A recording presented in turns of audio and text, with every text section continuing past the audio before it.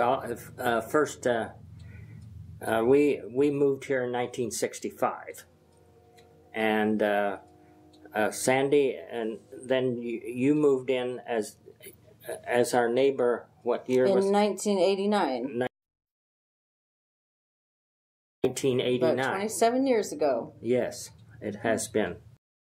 We were so happy to have this young couple next door, and they were very friendly, and we talked back and forth out in the yard, and their 2 sons were born, and we got to rejoice with them in that. I was just impressed how kind they were and how nice, and they were just very friendly and always speaking to us and sending over something, or just made us feel very welcome to the neighborhood and made us feel very special. I know they mentioned Jesus a couple times, and I know they asked if we attended church, and Dorothy invited me a couple times to a mother-daughter banquet since her 2 daughters live out of state, and I was honored to be able to go with her. She really did make me feel like her own daughter. We took an interest in them, and we thought, we wondered if they were Christians or if they would like to come to church, and so we just, it was a gradual, it wasn't an onslaught. We just, it was a gradual thing that we just worked ourselves into their company and became really good friends.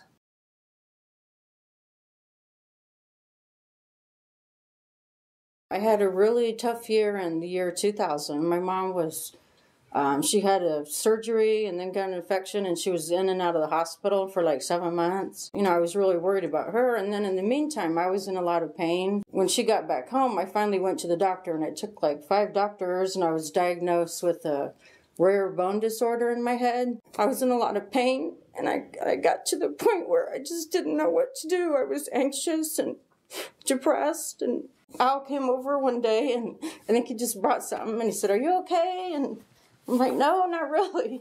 But he said, "Dorothy can come over and talk to you." So I remember she was out, I think she was hanging clothes out on her line. So we talked, and I just felt like I didn't have anywhere to turn, because a lot of people were saying, "Just deal with it. It's all in my head," and I knew it wasn't, but she came over.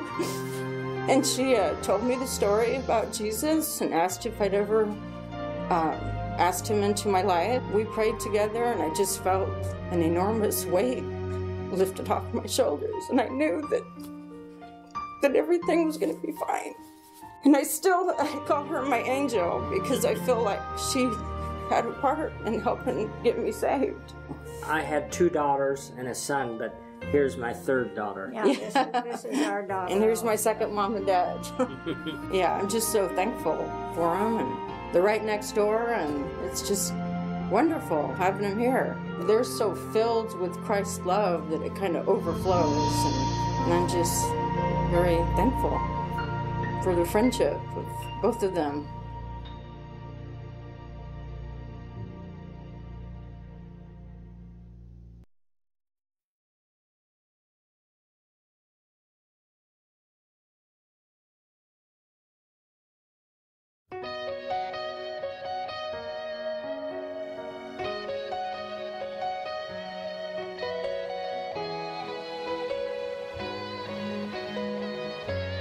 We grew up in Watauga together. I actually moved to Watauga 2 weeks after junior high started. I was in 7th grade. There was a couple girls that were actually picking on me.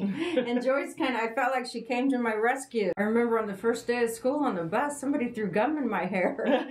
There were some girls that weren't very nice, and I kind of got to know Joyce, and she was one of the nice girls. And I've always felt like Watauga was sort of a hard town anyway. Yes, to grow up in. And I think it was really hard for new people there. And I think I probably just was gravitating towards something different too. Yes. And, and a new friend. And then we started kind of hanging out and went from there. Yes.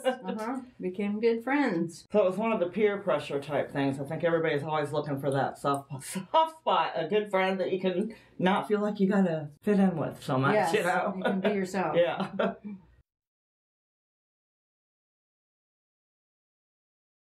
We reconnected. Actually, an old friend of ours was coming to Galesburg, and we were going to have lunch together. And then the next day, she had other things she wanted to do and just called me and said, will you tell Sandy I can't make it? I've got other people I want to see. So that's what got us to talk, and I had to call you.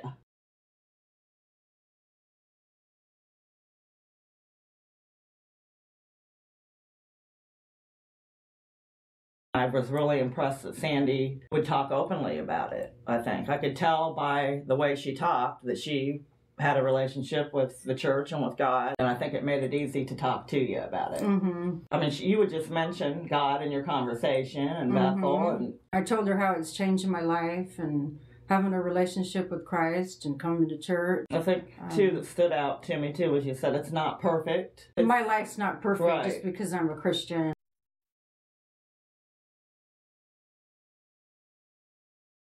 There's just a little void there. One of the things you did say and the way you said it, I thought that when you said it sounds like he's knocking on your door. I knew God was opening up her heart, but I just prayed that she would be receptive to it, and I prayed that she would come and visit because I knew once she walked in the door, she would love it. When I told her I went to Bethel, I just said, well, you can come sometime if you'd like, and we'd love to have you. And she said they'd love to have, and really made it easy. I mean, didn't make me nervous about walking somewhere, which you are sometimes when you don't know people. I feel like it's a great community when you walk in. I just feel like from the step outside to the step in, there's a lot of good energy surrounding everybody. I think everybody's friendly, helpful. Even the sermons each week now, I feel like I reflect on them throughout the week and use little bits and pieces.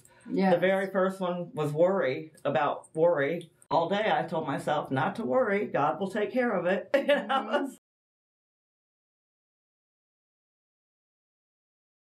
I think we've grown closer together. And Joyce is a wonderful person, and she's easy to talk to. And I think we're sort of learning each other all over again because it's different now than what it was when we were kids. Right, yes. And we've been apart for so long. It's like the more we talk, we have a lot in common, like we did then.